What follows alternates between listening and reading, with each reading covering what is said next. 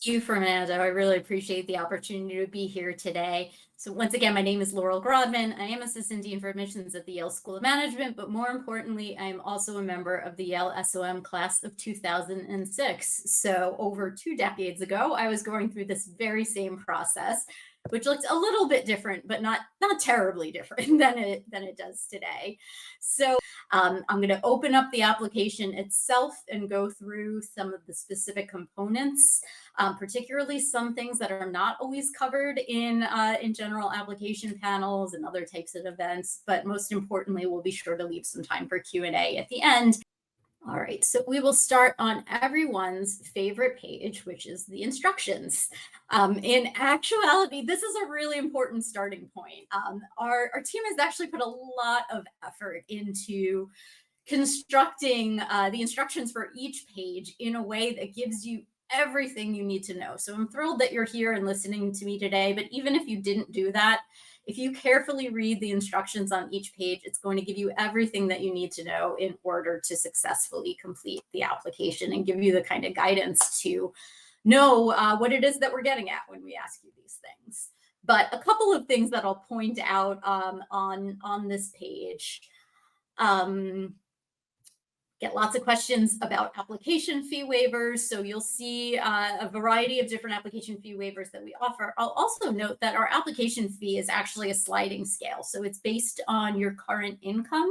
And depending on your current income, you will pay one of 3 different tiers, ranging from $125 to $250. So again, make sure that you are entering your current income correctly so that you'll be paying the correct application fee. Be mindful, of course, of application dates. The one thing I'll point out here is we have what's called our post-submission materials deadline. So there are a couple of elements of the application that I'll point to at the very end of our walkthrough that are actually due just after the application deadline. And so you'll just want to bear in mind, you'll want to leave a little bit of extra cushion after you've submitted your application to make sure that you get those extra steps completed. To point out as well, it's the first year that we've issued a statement on AI. We know it's out there. We know you're using it for various things, primarily for good. So our guidance here is AI is neither expected or prohibited. I would think of your use of AI in the same way that you would think of consulting a trusted friend to help with your application. So someone who you might bounce ideas off of, help you kind of refine and iterate off of ideas that you might have, who might be an eye towards a finishing touch in your application, making sure you have no spelling or grammar errors. But the meat of the application still needs to be content that is generated by you in your own voice. And so I would really say, keep in mind when you're writing your essay, we're expecting to hear from you, not from ChatGPT. And your essay, I guarantee you, will be better if it's coming from you and not ChatGPT. When it comes to some of the spoken components of your application, which we'll get to later, like the video questions, my advice here is just don't use AI. We're looking for you and your genuine responses. And anything that AI can script for you is going to get in the way of us being able to get that sort of genuine assessment. My 2 cents on AI. From there, we'll start the journey into the actual application. So there's a statement of honesty, which of course you'll sign and adhere to, but I'll jump into personal information. So this is by and large fairly standard demographic information that we're going to get from you. But there are a few pieces in here that start to sort of tell the story of who you are and what you're communicating with us in your application. So we'll ask you some questions about your origins, your place of birth, your citizenship, whether you are a member of the military and so on, whether you're a reapplicant to the program. If you are, we'll ask you to complete an additional essay, giving us a little bit more information about what has been, what is updated since your last application. If you are applying to a joint degree, so Yale SOM offers a variety of different joint degrees with other programs at Yale. This is where you'll identify that. I'll call out, if you are applying for a joint degree, it is a different application process at each school. You will have to apply individually and hear individually from each school within Yale. This is simply where you will sort of declare your intent to apply to a joint degree program. And there is a link here with more information if you'd like to learn more about our joint degrees. But again, this is primarily sort of background information. We'll leap into that first sort of pillar that I described as sort of central to what we're evaluating in your application, which is academics. And it's really these next two sections, academic record and test scores, that work in tandem to help us understand your academic preparedness for, like I said, a rigorous MBA program. And so there's no discrete balance to how much we're looking at sort of your past academics, your undergraduate, or if you have graduate work versus your test score. Again, those two elements work in play to help together to help us understand your academic readiness. So I'll start here with the with your academic record. So here's a section where I would encourage you to look at the instructions really closely. This section is the number one thing that will hold up an application review, not having the proper transcripts or not having complete information about your degrees. So this is where you're going to want to pay real close to attention to that, to those instructions, just to make sure nothing is holding up your review of your academics. You will enter each of your academic experiences separately, and we'll ask you, basic information about the sorts of academics that you pursued, your major, if you have multiple majors, your GPA. This is a good place for me to just stop and say, you are more than your GPA. And so while we will ask you to kind of summarize your academic experience with this number, please rest assured we are spending a lot of time looking at your transcript itself and understanding the sorts of courses that you took, how you challenged yourself, did you demonstrate intellectual curiosity and challenging yourself in different areas? What was the trajectory of your grades? Did you perhaps struggle more in the beginning and then get more traction as time went on? So GPA is just one kind of piece of that information, but please rest assured we're trying to understand it holistically and really get a sense of your academics broadly. And so again, the more information that you can provide us, more complete information, like a complete transcript that has a grading key, or if it is a transcript that is not produced in English, if you give us both the kind of official translation as well as the original documentation, the more we ask you for all the things we need to be able to interpret your academic information as holistically as possible. So that's where I really encourage you to make sure that you're delivering everything to give us the understanding that we need. So in addition to your transcripts and your GPA, we'll ask you a couple of questions about your quantitative exposure. This is a great opportunity to say this is not a requirement. So you don't necessarily need to have had any quantitative exposure to apply. Of course, it's an MBA program. Quantitative exposure will be helpful in grasping some of the concepts that are part of our core curriculum, but we know that people are coming with all sorts of different backgrounds. We ask you this information, one, to understand what your starting point is, and if this is a strength that you're bringing to bear, but also to help us identify who might need a little bit more exposure and assistance coming into the MBA program, for instance, through our math camp that we have right before orientation. So again, we'll ask you about your exposure to these different courses, but don't feel as though you're at a disadvantage if you haven't had that exposure. All right, I'll mention, if you are interested in our Silver Scholars program, which is our program for students applying to SOM directly out of undergraduate experience, you're going to want to make sure that you check that box here because it will prompt some of the questions that you answer later in the application to look a little bit differently, depending on if you are a college senior or not. So just make sure you do that. I'm not going to spend a lot of time talking about the Silver Scholars process because it is largely the same as everything that I'm talking about right here, with the exception of just some slightly different questions, but happy to answer more questions about that later if there are any. And so again, this is the sort of first piece of the academic information that we're looking at. The second part that we're kind of triangulating this information with is test scores, everyone's favorite. So again, how we're looking at your test scores will depend a lot on your academic experience, your undergraduate experience. We will rely more heavily on your test score if that academic experience was perhaps a long time ago or not as strong as you wanted it to be. We will rely less on your testing if that academic experience is strong and gives us all the confidence that we need in your academic abilities. So it's really a dynamic process. But when it comes to test scores, we accept both the GMAT and the GRE. We have no preference among them. The GMAT, we accept both the older version that has since been phased out, as well as the current version or the Focus edition. So no preferences between them.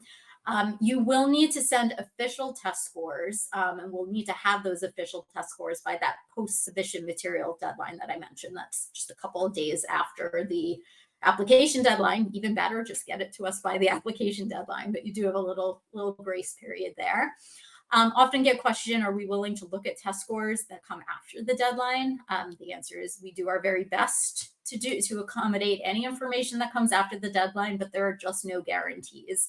So you're certainly welcome and encouraged to send us updated information, including test scores after the deadline.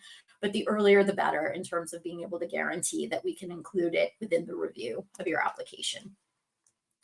All right, and then there's lots of information, available in our class profile that gives you a sense of what the ranges are for test scores and academics. I don't need to go into those now, but again, remember those are just ranges. We have people that fall above and below those.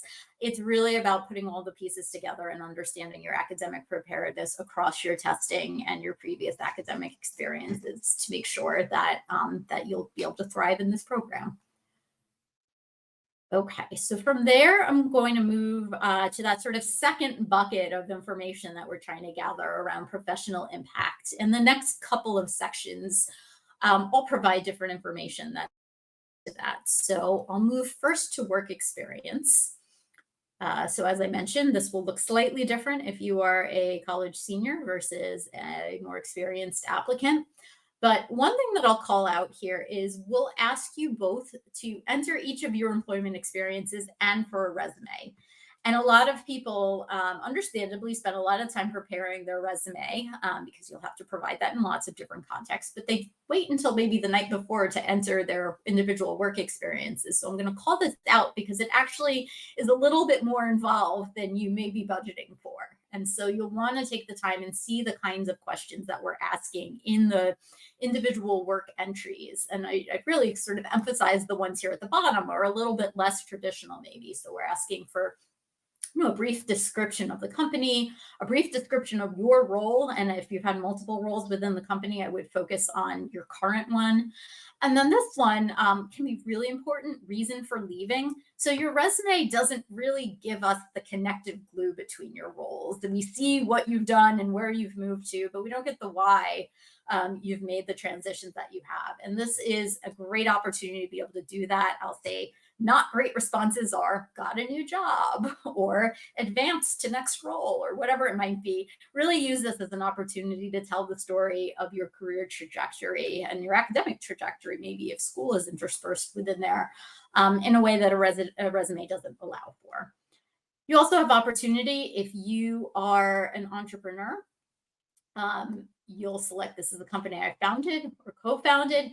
And there's an additional suite of questions that we developed in conjunction with our Dean of Entrepreneurship, Kyle Johnson. These are very similar to questions that are involved in a fellowship selection process that he manages that gives you an opportunity to tell us more about your entrepreneurial venture, because this is something I think can really struggle to come through in just a resume format. And we want to give you every opportunity to explain the sort of journey of your own venture in a little bit more detail. So again, make sure you leave yourself enough time to complete this part of the application because it can be just as important and valuable as the resume itself.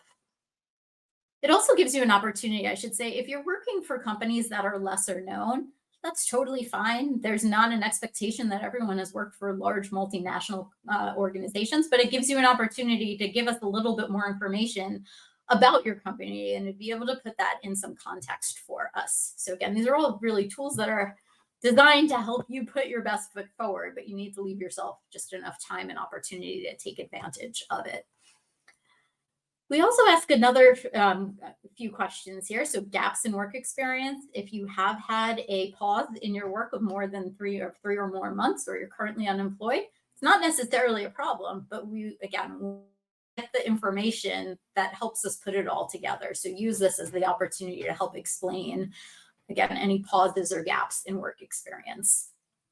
And the last thing I'll call out here is recommenders, and we'll move on to the recommendation page in just a little bit. But generally speaking, I always tell people who are looking for letters of recommendation to represent their professional interests to think on 2 dimensions. Think about recency and think about proximity. So recency, as close as possible to your current role, and having someone represent that experience is really important. And then proximity, someone who works closely with you, someone who is ideally your supervisor and is in a position to kind of give feedback on your development and your strengths. And so if you are not able to get a letter from a current supervisor, which we know plenty of people are not for very good reasons, we just ask you to identify why that is, so that we don't have to make up stories or wonder why you didn't go to that individual. Again, lots of perfectly good reasons for not having that representation in your recommendations, but just make sure you take advantage of the opportunity to tell us that in your own words. Okay, so moving on to sort of the next piece that helps put together your professional kind of impact for us. We, I think of the work experience as sort of the backwards looking section. Post MBA interest is sort of your forward looking section. And so this is asking you, what is it that is prompting you to pursue an MBA at this point in time, and why? What research have you done to help you come to this decision? And so this is not what I would call an essay. I'd really call this a statement. It's only 200 words maximum, but we ask you to briefly describe your career interests and how you arrived at them. What have you already done to pursue these interests, and what do you need to do going forward? So that can feel like a lot to cram into 200 words, but it really emphasizes the need to be sort of concise here and really boil it down to what we're asking, which is not as what is your 1, 5, 10-year plan coming out of school. You don't need to have things as defined as that. But what are the things that you're passionate about? What gets you going? What is it that has driven your desire to spend your time and talents in business school for the next 2 years? And even if that's not laser focused on an individual job or even industry, we don't expect that necessarily. You want to walk us through, why are these passions or interests of yours? What have you already done to explore? This could be informational interviews. This could be, shadowing someone. There's so many different ways that you can explore your interests. And then what do you need to do going forward? Do you have an awareness of what it will take to get from point A to point B? And again, you don't have to have every piece of this figured out. We know a lot of people change tracks once they get into business school, but it's valuable for us to know that you've done this self-reflection and this research prior to coming into the business school application process. All right, and then the final piece, which relates to your professional impact, but also could represent other parts of your candidacy, as well as your recommendations. So, as I mentioned, recency and proximity are 2, I think, guiding principles here, but best who is going to be able to speak to your current day abilities and maybe recent abilities if you're not going with your current role.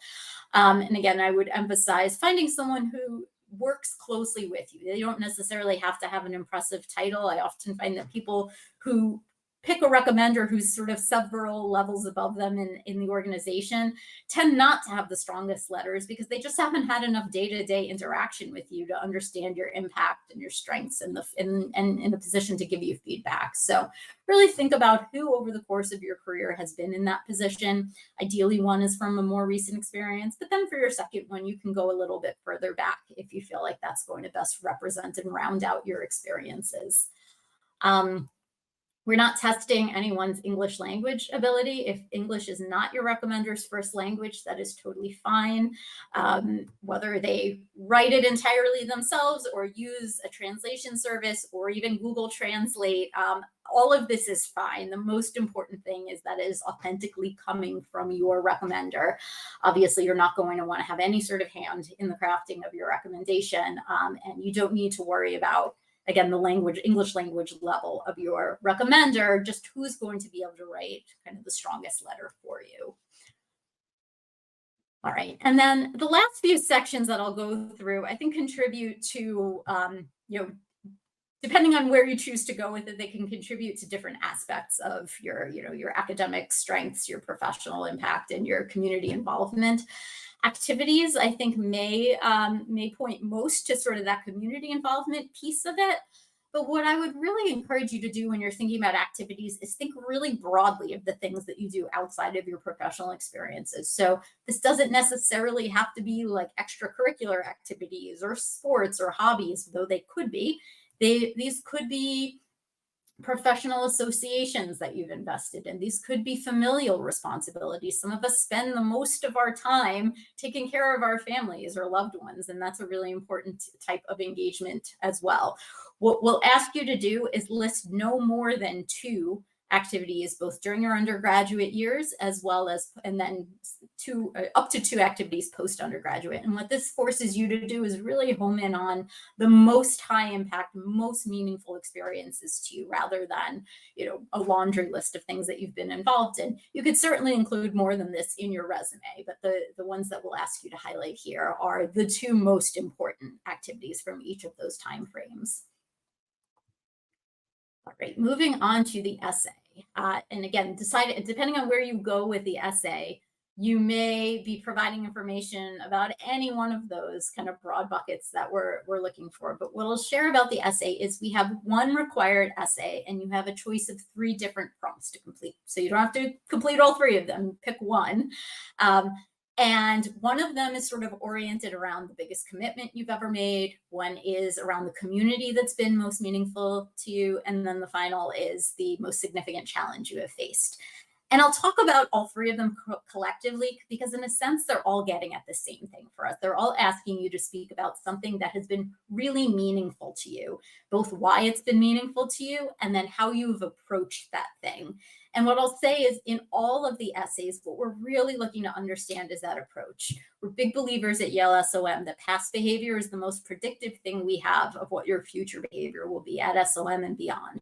So we're looking for an understanding of how you've approached this really important thing, whether it's a commitment, a community, or a challenge, and are looking for you to give very specific details around that approach. I'll say it doesn't have to be something that's all neatly tied up with a bow. We very specifically, we don't say the most significant challenge that you've overcome. It's okay if you haven't overcome it. It's okay if it's ongoing and not the sort of thing that could ever be overcome. It's okay if it's a commitment that is ongoing and hasn't necessarily been resolved. Again, we're giving you an opportunity to highlight something that's really important and meaningful to you, and to show us the behaviors that you have taken in support of that thing. So in addition to that 1 required essay, where you have the choice of 3, as I mentioned before, if you're a reapplicant, you'll give us a little bit of an update about what has changed since your last application, and then the optional information statement. And I will say this is truly optional. The majority of the time you will not have anything to include in this section. I would frame the optional information as, if there is any other information that we've asked you for in the application that you don't feel like you've been able to fully explain in the platforms that we've given you, that's where you answer the optional statement. It's not an opportunity to ask a question we haven't asked you, or to, respond to another essay prompt that we haven't given you. Really use it as an explainer to the information that we have asked you for. And with that in mind, very few of you will actually need to use it, because I trust that we've given you so much opportunity to share information throughout the application. But again, if there's more information to help explain your academic performance or your career trajectory, and you don't feel like the questions we've given you are the right opportunity to do that, you've got the optional information. All right, and then the last page of the application is a completely optional section, but one that we encourage you to fill out, which is background information. So this is where I spoke a little bit earlier about trying to get environmental context about how the environments that you've been a part of to achieve the results that you have. So we ask you information about your family and the level of education completed by your parents, which helps us understand whether you're a first-generation college student, for instance. We ask you information about, your kind of childhood up through when you left for college, and whether your family received forms of government assistance, how you funded college, information about whether you were in a position where you were supporting your family or providing caregiver support to anyone. Again, all optional, but if this information, it is helpful to have this information again to help put the pieces together and understand the circumstances in which you achieved your results in the other areas that we are probing for. And then lastly is the supplemental details section. So if you want to give us more information about any of these things that we're asking you about in this section or anything else that you feel is relevant to our understanding your candidacy, this is your opportunity to do that.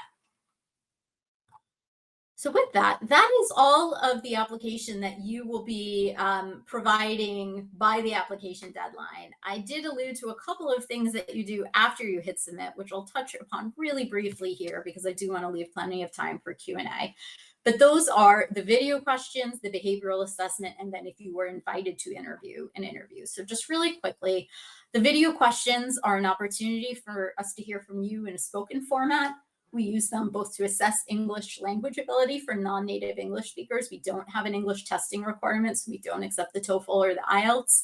Instead, we have the video questions. And for all applicants, we use these to assess how you articulate yourself on your feet, which is an important skill in an MBA classroom and in life more generally. So you'll hear a series of 3 questions delivered by members of our admissions team. For each one, you'll have a brief window to think about your response and then a brief window to deliver your response. And this is where I shared earlier in the conversation. This is not the place to type a question into ChatGPT and have it spit out a response. I assure you, even an imperfect response, even if you stumble a little bit, is going to be so much better for it being authentic than anything that artificial intelligence is going to conjure up for you. So this is not meant to be tricky or case questions or anything like that.